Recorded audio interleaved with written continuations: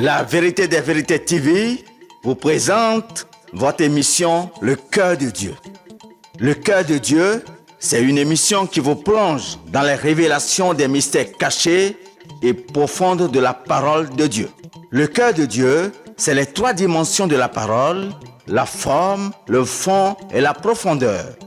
Le Cœur de Dieu, c'est les mystères cachés de l'œuvre de la croix.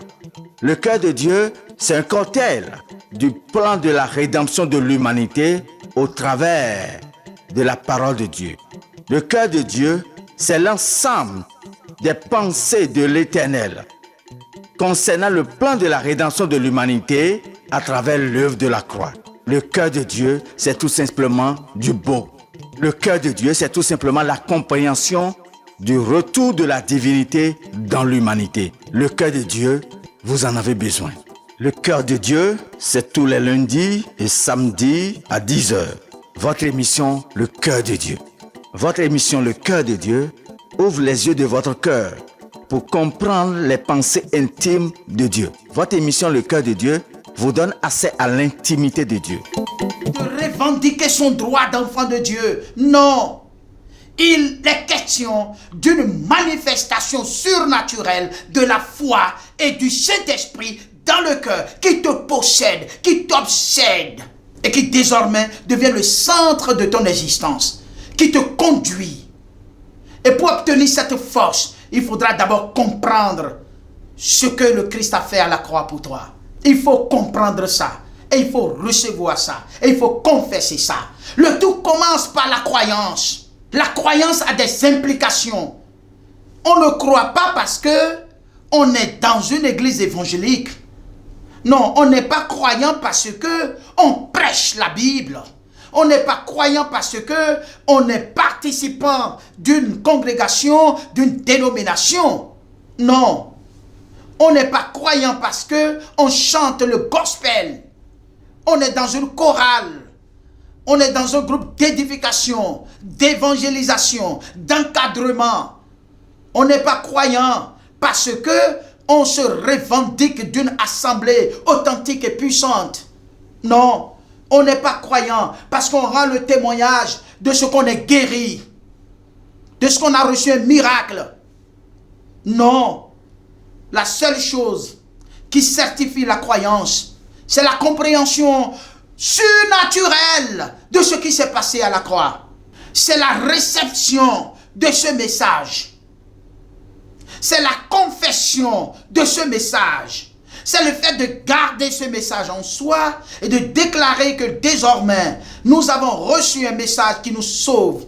Et c'est sur cette base que Dieu te donnera la foi authentique. Il est dit dans le livre d'Éphésiens, le chapitre 2, le verset 8. Il dit, nous sommes sauvés par la grâce, par le moyen de la foi, et que cela ne vient pas de nous, c'est le don de Dieu. Nous sommes sauvés par la grâce, certes, mais par le moyen de la foi qui n'est pas de nous-mêmes. La foi n'est pas de nous, c'est un don de Dieu. Nous sommes sauvés par la grâce, c'est-à-dire le salut est une grâce. Le salut se donne gratuitement à ceux qui ont cru. C'est quoi la grâce? La grâce, c'est une faveur qu'on ne mérite pas, mais dont la valeur dépend de la façon dont on l'a acceptée. La grâce est une faveur non méritée, mais dont la valeur dépend de l'acceptation, de l'appréciation. Une belle chose qu'on vous donne peut n'avoir aucune valeur parce que vous ne l'appréciez pas et vous ne l'acceptez pas. Vous n'êtes pas prêt à l'accepter. Ce n'est pas donc une grâce pour vous. La grâce ne se manifeste lorsqu'on l'apprécie. On apprécie sa valeur. Elle n'a de la valeur que lorsqu'on l'apprécie. Ce que le Christ a fait pour nous à la croix, c'est la grâce.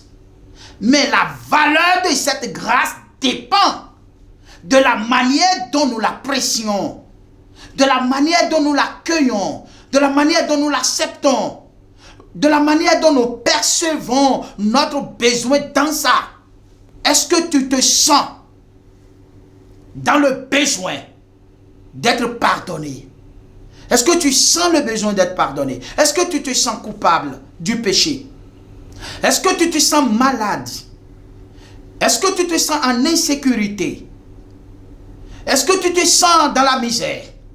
Si tu ne ressens pas ça, tu ne pourras pas apprécier la valeur de la grâce, de l'œuvre de la croix. Parce que l'œuvre de la croix a opéré dans le surnaturel ces choses-là. L'œuvre de la croix est pour ôter nos péchés, pardonner nos péchés, guérir notre maladie, sécuriser notre vie et nous accorder la bénédiction de la part de Dieu. C'est pour ça que le Christ a accompli cette œuvre à la croix. C'est pour combattre nos ennemis qui nous opprimaient, qui nous maintenaient en esclavage spirituel et qui nous traînaient dans la boue du péché. C'est pour obtenir la délivrance de ces choses que le Christ est mort sur la croix. Et la mort de Christ sur la croix n'est pas une histoire inventée. C'est un événement historique. C'est un événement géographique. Ça s'est accompli à un moment donné de l'histoire et dans un endroit précis. Et le Dieu créateur a voulu que cela constitue le message de la rédemption de toute l'humanité. Ce que nous devons prêcher à l'humanité. Pas pour former un clan religieux, pas pour dire que les chrétiens sont plus nombreux que les animistes, ou que les chrétiens sont plus nombreux que les islamiques, mais c'est pour manifester la vertu de Dieu, du ciel. C'est pour ressentir en soi-même la manifestation de la tempérance, de la douceur, de la maîtrise de soi, de la bonté, de la bénéité, de la générosité et de la libéralité. C'est pour ressentir et ressortir ces choses-là, pour que l'homme devienne désormais ami de Dieu et ami de l'homme, et ami de lui-même, et ami de l'environnement. Parce que ce sont ces relations-là qui sont brisées. Nous avions brisé notre relation spirituelle avec Dieu, notre relation morale avec nos prochains, notre relation physique avec notre santé et notre relation environnementale avec l'environnement. C'est pour cela que nous avons besoin d'être restaurés. Et le Christ a accompli cette œuvre-là et il est écrit qu'il a effacé les actes dont les ordonnances nous condamnaient et qui subsistaient contre nous. Il les a traînés, il les a cloués à la croix. Ce qui veut dire qu'il est vraiment allé à la croix et qu'il a accompli dans le surnaturel une œuvre forte et puissante pour nous et en notre faveur, que nous devons accepter, que nous devons comprendre, que nous devons confesser pour recevoir la grâce, la foi et le Saint-Esprit. Et si tu le reçois, mon frère, ma soeur, tu seras libéré, tu vas ressentir une force surnaturelle en toi. Ça, c'est la nouvelle naissance. La nouvelle naissance va te déconnecter du monde, des réalités ancestrales, des oppressions sataniques, de la dépression, de l'obsession du péché. La foi et le Saint-Esprit sont capables de nous sauver efficacement, véritablement, nous déconnecter de toutes ces choses. Et tu le ressentiras en toi-même. Et la main du Seigneur sera prolongée sur toi. Et tu vas sentir que tu es guéri des maux, des douleurs, même émotionnelles, des maladies psychosomatiques. Tu seras libéré psychologiquement et le Christ va s'installer en toi. C'est la puissance du salut. C'est de ça qu'il s'agit. C'est ça la parole de la foi. C'est ça la parole de la croix. Mon frère, ma soeur, que la grâce de Dieu surabonde sur toi. Que la grâce de Dieu parle en ta faveur. Parce que Dieu t'aime et son amour t'entoure et se manifeste autour de toi. La preuve, c'est que tu es encore vivant. La preuve, c'est que encore tu es vivant pour entendre ces choses-là.